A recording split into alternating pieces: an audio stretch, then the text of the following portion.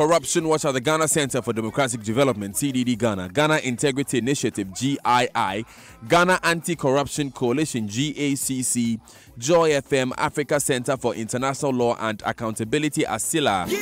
Our Facebook page is Corruption Watch Ghana, Twitter is at CW Ghana, Instagram is Corruption Watch _GH, the website is stopcorruptionghana.org. The hotline is 055-453-6586. The WhatsApp number is 055-453-6295. Hashtag Wanamoni, hashtag Ghana Bre. And it's sponsored by Strengthening Action Against Corruption, STAC. Today we have 3 segments on the show. We remember Anti-Corruption School and Just Like Us. On We Remember, we feature stories and updates on cases investigated by the Corruption Watch team and broadcast on Joy FM. In addition, we bring you updates on the status of issues that we have treated. On Corruption Watch today, we will remember this country's quest for a Rights to Information law. On our Anti-Corruption School segment, we bring you resource persons to share their knowledge of the anti-corruption cases and issues we feature on Corruption Watch in order to deepen our understanding of the issues. I've already introduced our resources for today. Dr. Kojo Pumpuni Asante, Director of Advocacy and Policy Engagement, Ghana Center for Democratic Development, CDD Ghana, and a member of the RTI Coalition, and Miss Mina Mensah Fademi, Head of the Africa Office at Commonwealth Human Rights Initiative and member of the RTI Coalition. We'll take the Joy Business Minute now. We'll be back with our guests. Hello, my name is Karen. And my name is Daryl. This is the Joy Business Minute. The new managers of ECG will today receive their business operating license to go ahead with the takeover of the company. This would help the Power Distribution Service Company have the legal mandate to directly run operations at ECG. President of the Institute of Directors, Roxin Dogbegai, is asking the Bank of Ghana to ensure that it fully enforces its corporate governance code for commercial banks. According to him, the mere introduction of the code will not necessarily improve upon compliance among banks. The Bank of Ghana has justified the amount of dollars it releases to support operations of commercial banks. This follows concerns that the limited amount of dollars being released onto the market has contributed to the city's fast rate of depreciation over the past weeks. Well, this morning you need 5 cedis, 51 pesos to get $1. The British pound is going for 6 cedis, 57 pesos, and the euro is selling at 5 cedis, 56 pesos. Doesn't look like it's getting any better, Daryl. Not good, not good. Hello, Ghana. I believe that all Ghanaians deserve good health. Good life is about the everyday choices we all make to prevent illness and allow us to enjoy good health and peace of mind. I'm Rebecca Kufuado. I believe and support the Good Life campaign from the Ghana Health Service, and so should you. Good life. Live it well. It's an everyday thing. Good life, live it well. Now, this very moment, it's the pulse of possibility, potential, power. It's time to make your move. To take that step. The time is now. Now. Now. The great things you do tomorrow start with the small steps you take right now. So take that step with Old Mutual. Call us on 0302-230-638 and make now count. Old Mutual. Do great things every day.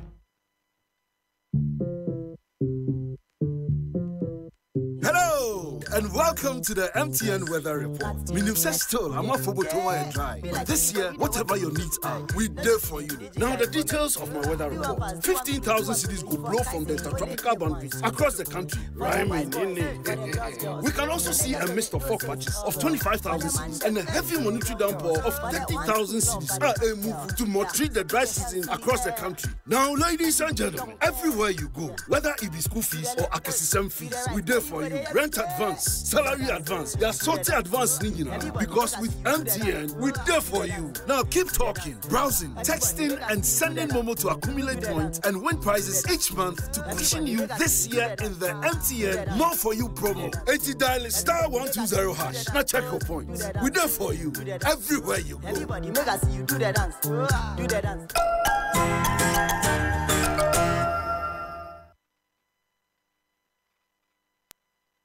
Super Morning Show. Je suis arrivé. Qu'est-ce que la nation soit la Ghana? Arrêtez le babadage. C'est moi, le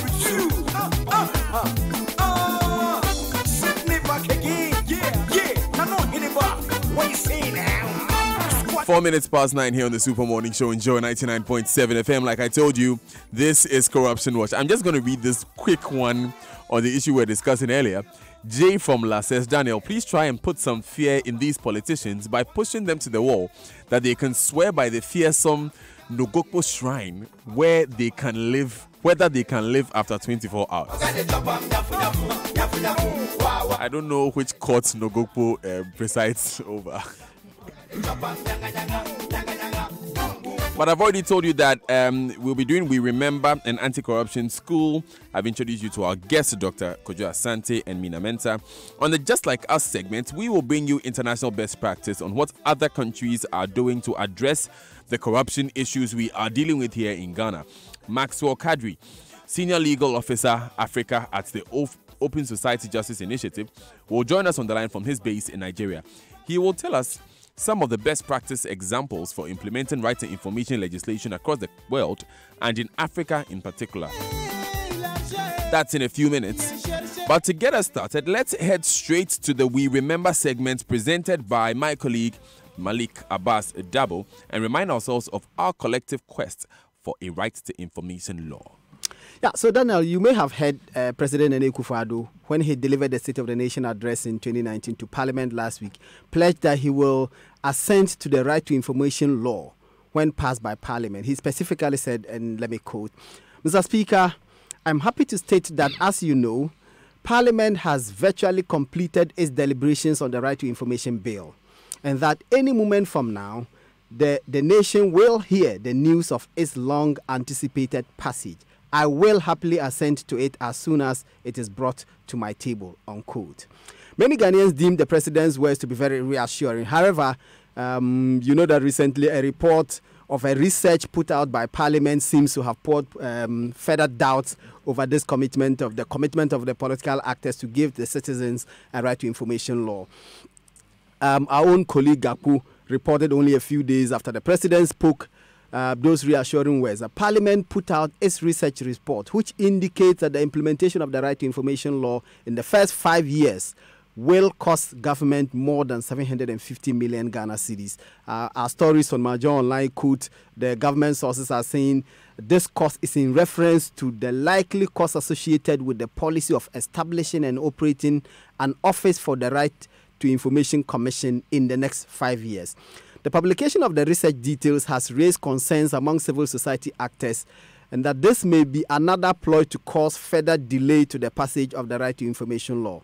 Meanwhile, activists are not prepared to accept even another day of delay, especially because the campaign to get the right to information law for Ghana has been long overdue. And we just spoke to Samson whilst we were talking about some leaked tapes. Yes. He had to take advantage to talk about the right to information law. Very important.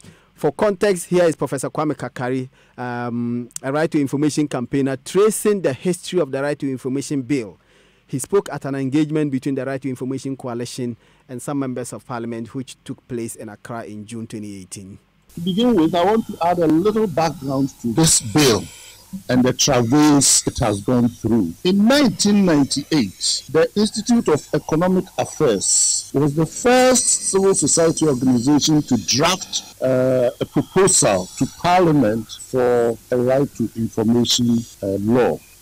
It was under the government of President Jerry John Rawlings. But the executive at the time did not push it to Parliament. And some of us are happy that the executive didn't push it to Parliament, because we think that draft, if it had been taken by Parliament and passed, it would have been quite a legal imprisonment of a right to information law.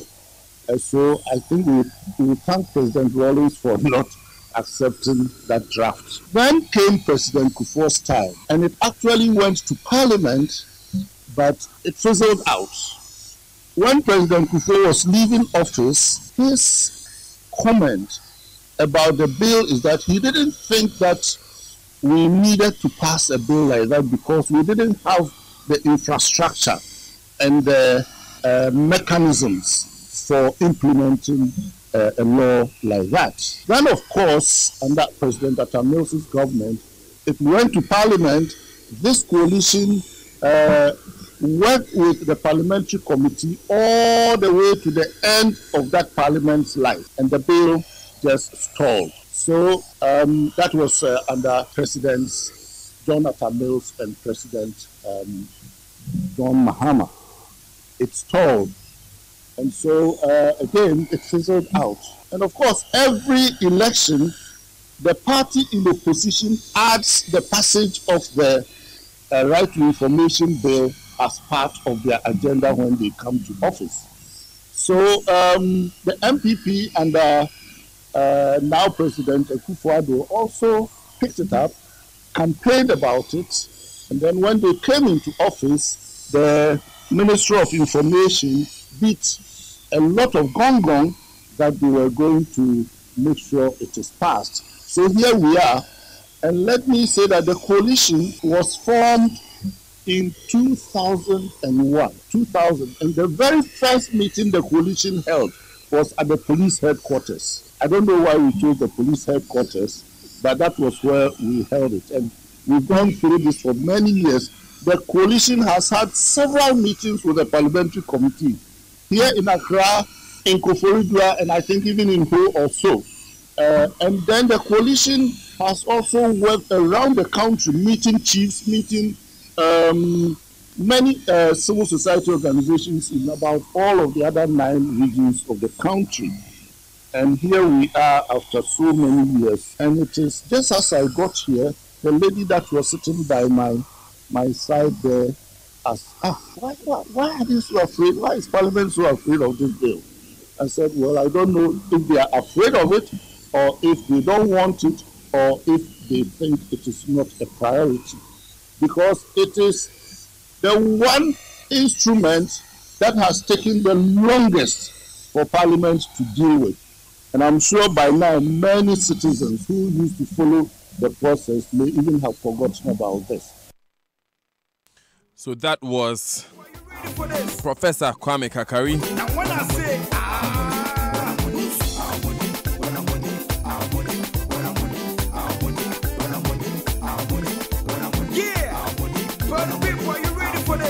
Now, Prof's background brings us to the end of the We Remember segment and leads us to the Anti-Corruption School. Now, the central theme of our discussion today is that it may be too expensive for Ghana to implement an RTI law, according to estimates prepared by Parliament's Research Directorate. In their estimate, it will cost 750 million Ghana cedis for 5 years of running the Information Commission established under the law. So on the Anti-Corruption School segment, we ask, what is the cost of implementing rights to information? Let me remind you that our resource persons in this segment are Dr. Kojo Pumpuni Asante, Director of Advocacy and Policy Engagement, Ghana Center for Democratic Development, CDD Ghana, and a member of the RTI Action Campaign. Good morning, Doc. Good morning. Good morning to your listeners. And Ms. Mina Mensah, Head of Africa Office at the Commonwealth Human Rights Initiative and member of the RTI Coalition. Good morning. Good morning, Daniel. Good morning to your listeners. Great to have the both of you here. Let me begin with you, Doc. How do you receive the news that it will cost government 750 million cedis to implement an RTI law in the next 5 years? Well, I think so. Let's try and make some corrections. For what I understand, I was on your sister Joy TV, on the PM Express yesterday. So what we understand was that the Director of Research at Parliament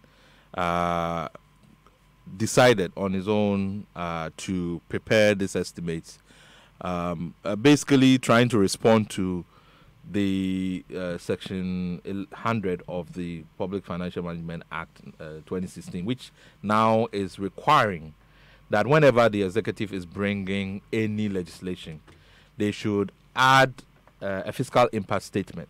Basically, what is it going to cost to the public purse, so that Parliament would have the opportunity to reflect on the cost when they are also considering the bill. So he's been undertaking this exercise on his own. He's done that for the Witness Protection Bill and I think one other bill, so maybe 3 of them. So it's not an estimate that is commissioned by Parliament, even though it's undertaken by the research department. Okay. So, and somehow, I think this was done some time back, but it sort of has surfaced at a time when we are in negotiations with Parliament to have a short second consideration stage to address some issues that we wanted to taken care of before the third reading and passage of the bill. Okay. So that is what I think has made people worried about these kinds of estimates. Now let's talk about the timing for the release. Yeah, the timing, I think, but let's talk about the estimates itself. So if you look at it, it's really focused on the setup of the Information Commission over a 5-year period.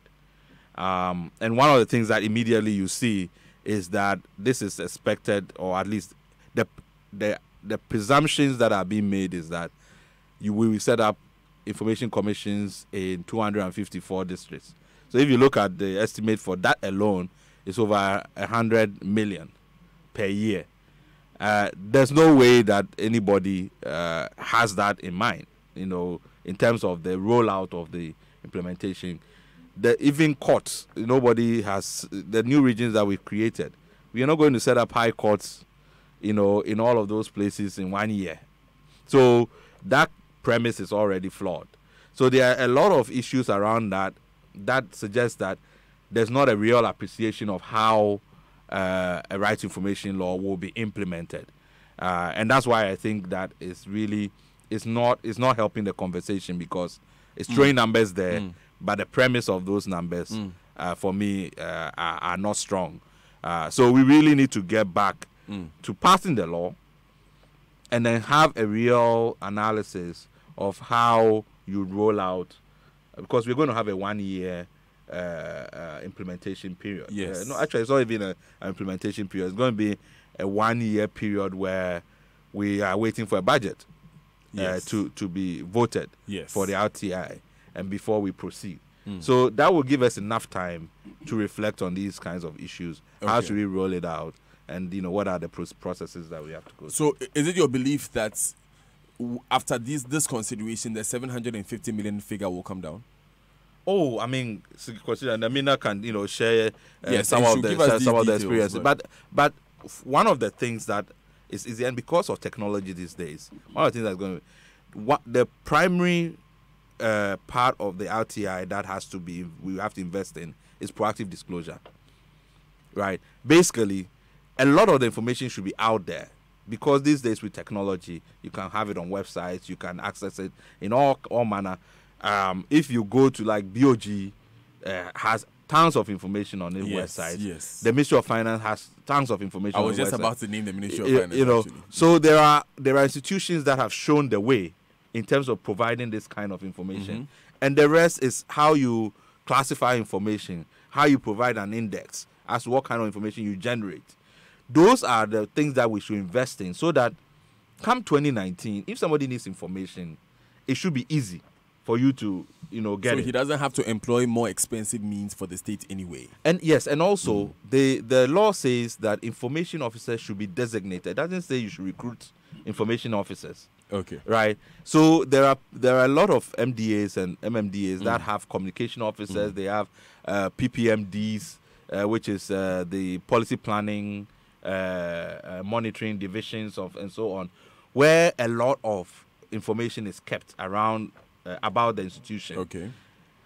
It's just saying that designate somebody, give the responsibility to somebody who will be responsible for a request when it comes in. Okay. So we have to look at, even add it to other duties. Exactly. So you have to look at, do a survey and say, where are these agencies? Even the client service charters, where you have information desk and all of these places. What is on the ground, and how do we then designate these people to take care of RTI? Okay. So the premise that you have to go and recruit staff for all of these positions, as I say again, is that it betrays a lack of appreciation of what needs to be done to get the RTI going. Right. So that's Dr. Kojo Asante. We also have Ms. Mina Mensah in the studio. And Ms. Mensah, I want you to help us look at the protocols for rolling out the RTI law. Give me a minute's wrap or so that we can take it apart in detail? Thank you, Daniel. Basically, for you to roll the RTI law successfully, one, you need to have information officers at the various, like Kojo said, you need to designate information officers, because at the end of the day, even without an RTI law, when you need information, you would go to an institution and somebody would have to provide you with the information. So that is key.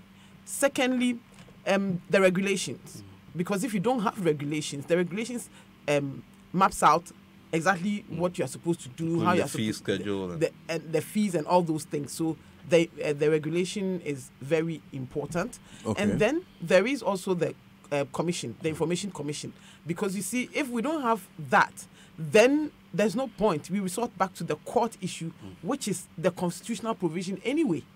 So without the information commission, it would also be very, very difficult for the common man, because how many of us would want to go to court to litigate on an issue? Look at how long it takes. So those are very, very key. Then records keeping is also very key. The Pratt Act has certain clauses in them that is supposed to ensure that public officers or public officers keep, maintain, and transfer records. For the sake of our listeners, once again, the Pratt Act stands It's for... the Public Records and Archives Administration Act. So that's Pratt. Public Records and Archives Administration Act. So they have offices around Asylum down. Okay. And public officers are supposed to keep, maintain, and transfer records and information to that institution. They are supposed to keep some, because obviously it's over a period of time. Yeah. But basically, are supposed to keep that. So, in a gist, those are the key important okay, so there's the Information Commission. Yes. Which needs to be set up so that the common man can go, and if he doesn't get information from these institutions, he goes there. Exactly. And then there's the regulations. The regulations. And then there's the office, which requires public officers to already hand over information to the Public Records Administration. Because ideally, every public office is supposed to have a place where all the information is put together, so that if you go, they know if the information is not at that particular office, at least they have records of where exactly you can find those records. Okay. And I remember years ago, Pratt was training the various public offices on how to handle information and how to keep information. I don't know what happened to that thing, whether people are actually keeping to that regulation. So we've gotten a basic idea of what the concerns are. Number one, the 750 million that we are hearing may be on the high side. And we've heard in a gist what it would take to have a functioning RTI law. What we'll do is that we'll take a quick stop in Nigeria, where Mr. Kadri is waiting for us. And let me just remind you.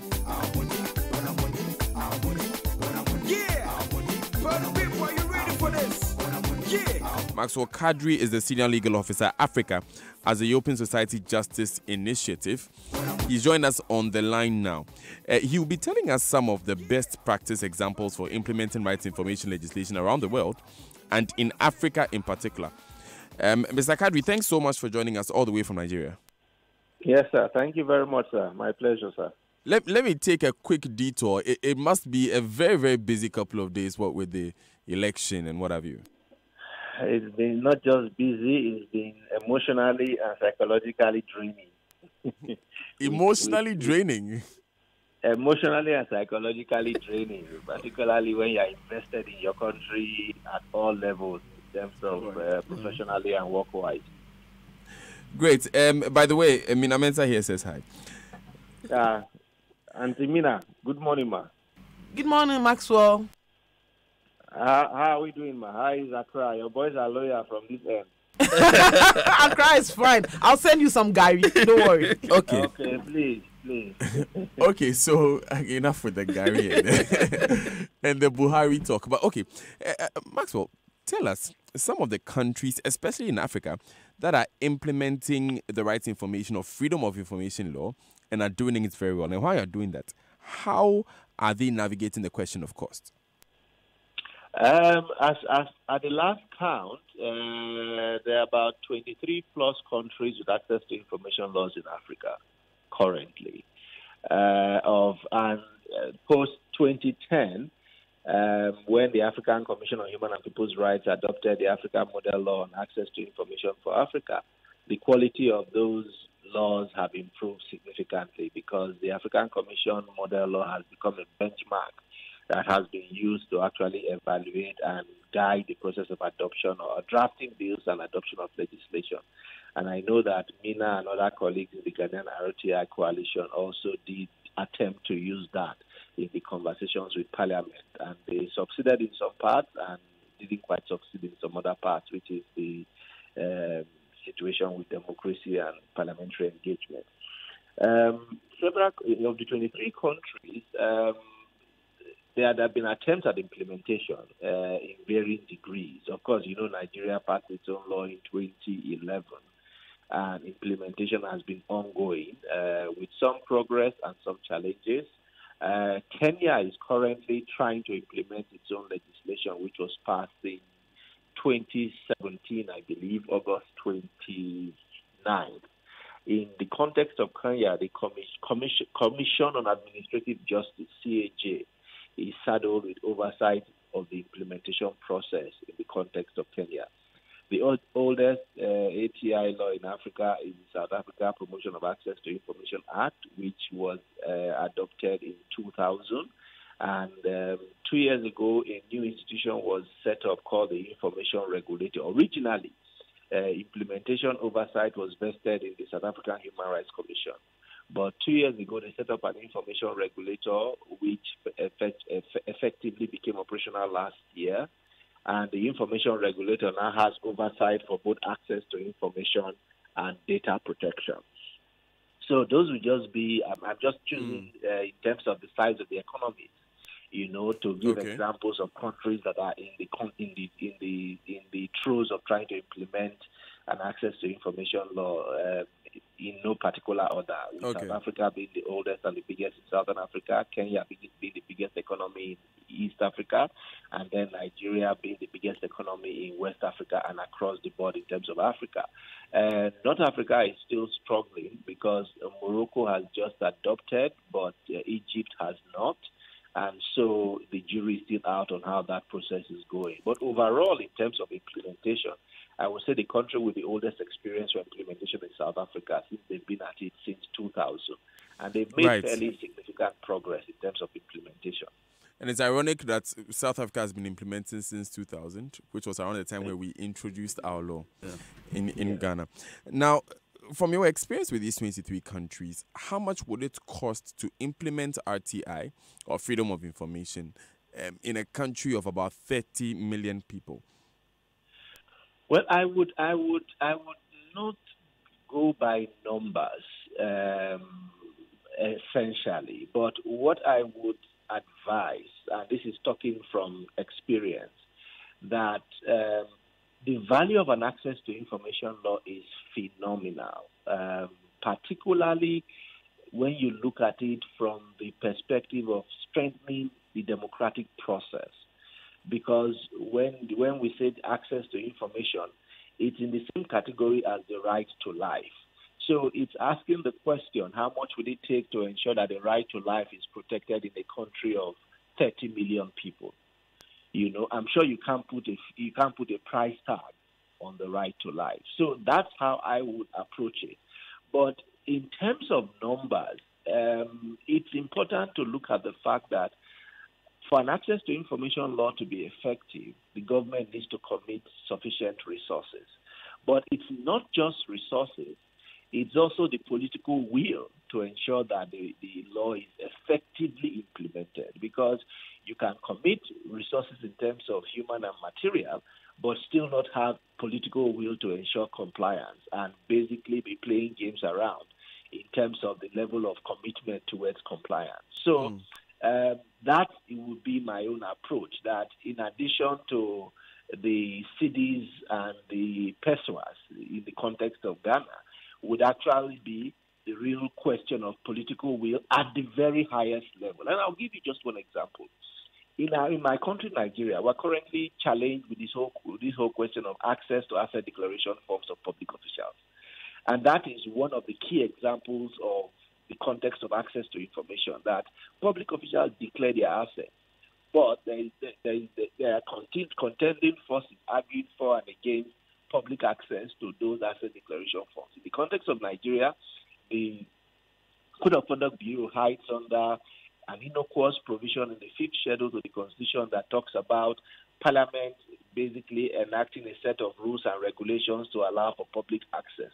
And then there's been the argument that to the extent that the National Assembly has passed an access to information law that they assented to since 2011, Parliament is now functions official. So they should essentially ensure that the Code of Conduct should essentially ensure that there's public access to asset declaration forms of public officials. Okay. And when you look at the context of the issue of suspended Chief Justice, you will then see where that becomes critical. So if the Nigerian state were committing resources in terms of Naira and Kobo to implementation, and yet something as key as access to asset declarations from public officials is still off the table in terms of public access, you can then see why I say political will is also supremely important in addition to financial resources. Right. Thank you very much, Maxwell, for joining us. Yeah. Thank you.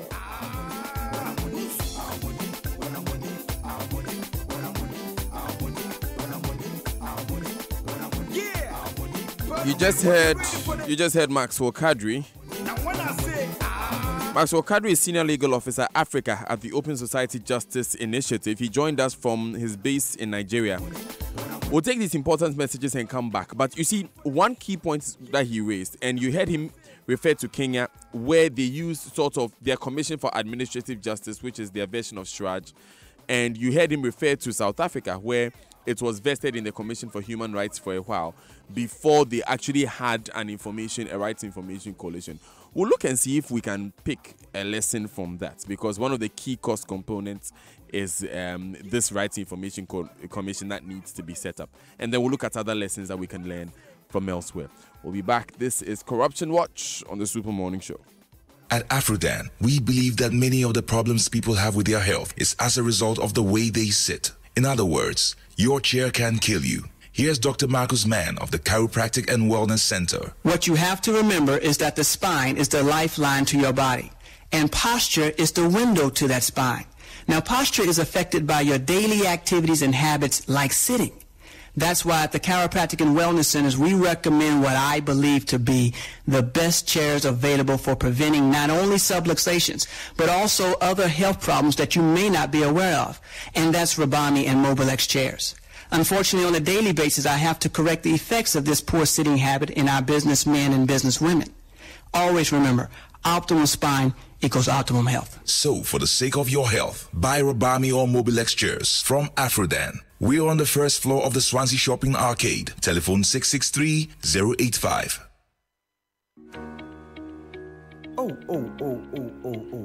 And you know, my claim is not covered by the insurance policy I arranged. Parkwesi, I've always advised you to let J&G Insurance Brokers, the insurance professional, handle your insurance to avoid gaps. At J&G, we analyze your insurance needs, we arrange cover with the best insurer with a track record of prompt claims payment, and above all, we facilitate and negotiate your claims. Call Dr. Gideon Amenyedo, the CEO, on 0244 333335 or 0504 333335. You can also email him, Gideon, at jinginsurancebrokers.com or visit our website, jinginsurancebrokers.com. Thank you very much, Egenam. I'm calling doctor right away. At J&J Insurance Brokers, negotiating a great insurance deal is our business. Ma, I'm going to the bank to deposit some money. I'll be back soon, okay? Kofi, with all that has been going on, are you still going to deposit money at the bank? Oh, ma, don't worry at all. I keep all my money at the bank and it's safe. The Bank of Ghana has taken some bold measures to strengthen our banks and protect our money. This will ensure that the banks have more capital to do their business and are better governed so that they can protect the money we entrust to them. Banks will also be able to provide better services to their customers and support more businesses and the economy as a whole. Wow, Kofi, that is very good. We should continue to keep our money in the banks and not take them to unlicensed institutions which promise us the moon and yet run away with our money. Kofi, go and deposit your money at the bank and come back quickly for your lunch. Their punchy cracker is almost ready. Bank of Ghana, promoting a safer and resilient banking system. Baby, you know that I miss you. Hello? Hey, Makai. Hey, you the everyday jamming. See the way make like I do on every wrong thing. Charlie, that be the power of the sound tower. Charlie, hold on there. I get a call from my other phone top. Hello? Issy, you give me 10 minutes and I'm dressing up. Liar. Dressing up and talking. But which are you from and you've not heard of airports?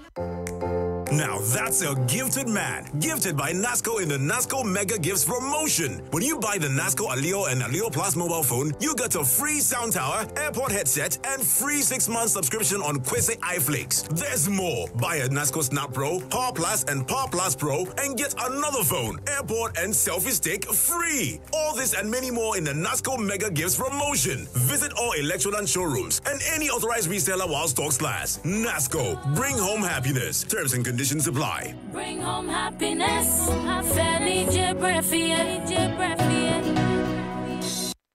If you buy gold, you will save money. Because gold lasts longer. If you paint your house gold, it will shine brighter.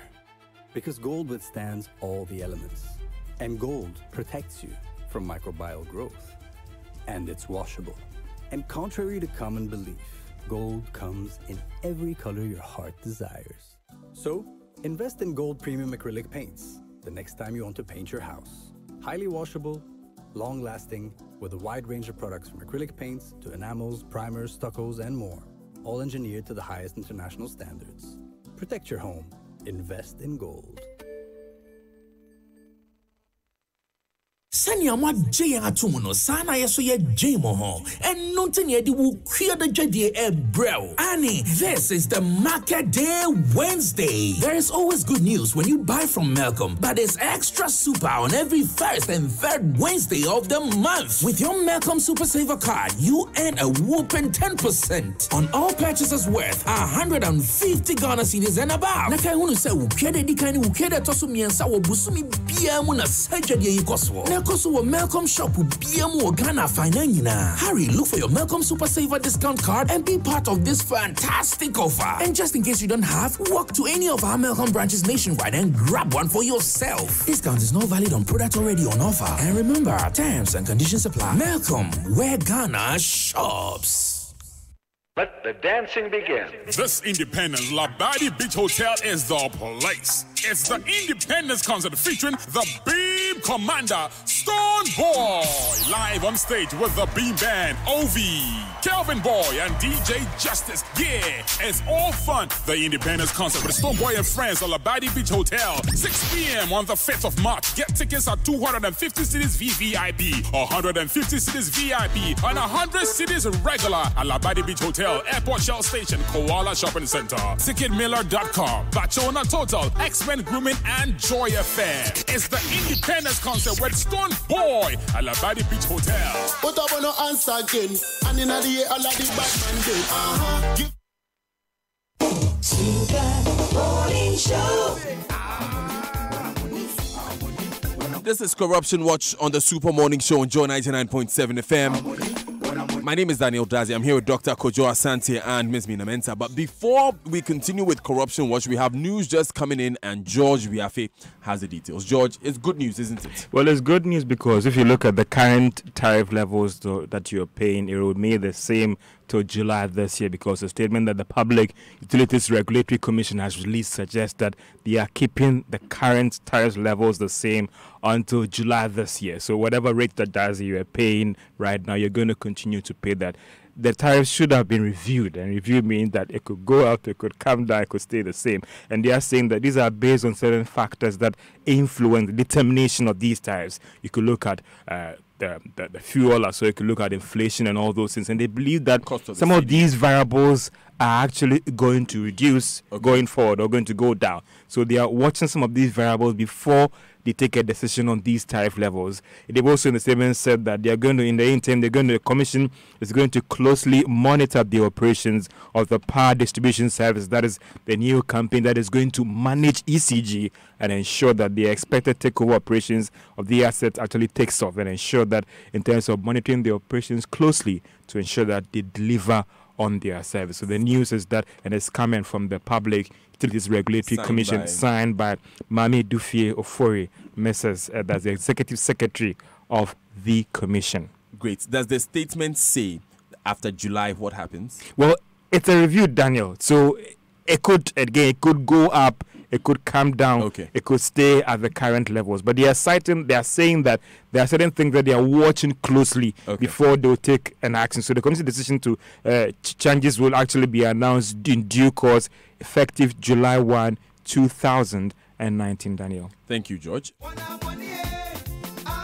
Still live on Corruption Watch on the Super Morning Show on Joe 99.7 FM. Now, if you want to save drastically on your electricity bills and save money for your home, company, and institution, your solution is Build-Free Solar Air Conditions. These are driven by 80% solar energy and 20% electricity.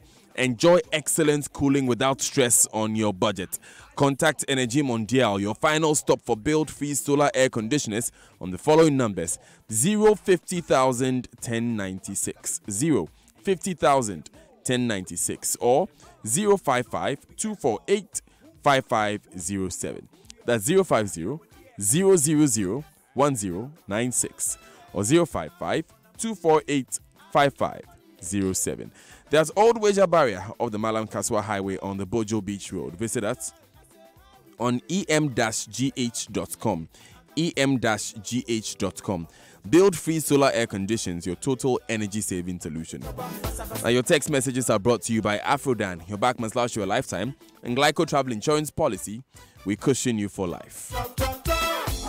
Now, Afrodan offers you the most comfortable chair in the world, period. The Nightingale Extreme Comfort Chair. It has over 10 thoughtfully engineered features, especially customized for your health and comfort. Go to Afrodan on the first floor of the Swansea Shopping Arcade and feel this chair. You'll be amazed. Now enjoy a 50% discount at Silverbed Cinemas. Buy an item worth 1,000 Ghana cedis and above, or items worth 1,000 Ghana cedis and above, and pick items worth 200 Ghana cedis for free at Telefonica. Shop worth 500 Ghana cedis at Bachona Total and get a minute shopping spree worth 300 Ghana cedis. You can also take your loved ones for dinner at Boca Restaurant and get a 50 cedi discount on purchases from 300 Ghana cedis and above, or Imperial Peking and get a 50 cedi discount on purchases from 300 Ghana cedis and above. This is the UBA discounts with love. It doesn't matter which bank's MasterCard you carry, just use it at any of the 5 locations and get a discount from UBA. UBA is Africa's global bank. The promo ends on the 28th of February. Terms and conditions apply. Coming back to my guests in studio after going to Nigeria for a moment. Let me begin with you, Dr. Asante. So one of the key reasons they have put this cost estimate is the Information Commission. In the first place, from the international examples that we have heard, do we need to begin with an Information Commission? It's critical. We've basically had this debate over a decade, trying to persuade Parliament that an Information Commission is important. Initially, it was envisaged that the Attorney General was going to be basically the regulator, would play an oversight role. Okay. But you see, you have to understand that you are asking public institutions to provide information, including sometimes information that's exempt. Now, if you entrust that responsibility to the same person you are requesting information from, then you are basically setting yourself for a conflict of interest situation. Okay. So you need somebody outside of the system to superintend what needs to be done. And it's not just the provision of the information, how they even keep their records, how they prepare their manuals, how they ensure that there's easy access to information. Okay. So there's a lot how to enforce, because there are actually offenses if public information officers conceal information deliberately.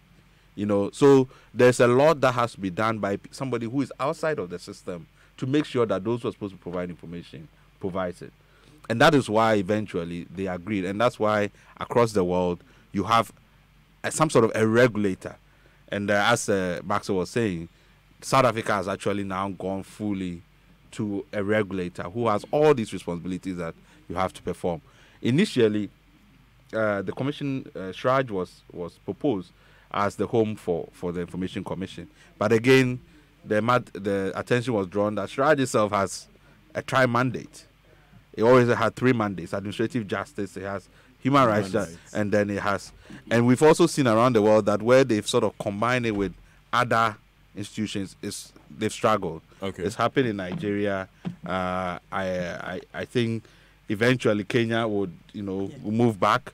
So I think we should learn those lessons, and that's why we insisted all along that you have to have some regulator that's outside of the system to focus on this job, because it's really it's a technical job. If you're going to do it well, as you do it in India and other places, it requires professionals to handle this kind of work. Okay. So that's why, for me, Right. the Information Commission is critical. But surely, Ms. Mensah, there is some existing infrastructure that would ease the rollout of the RTI.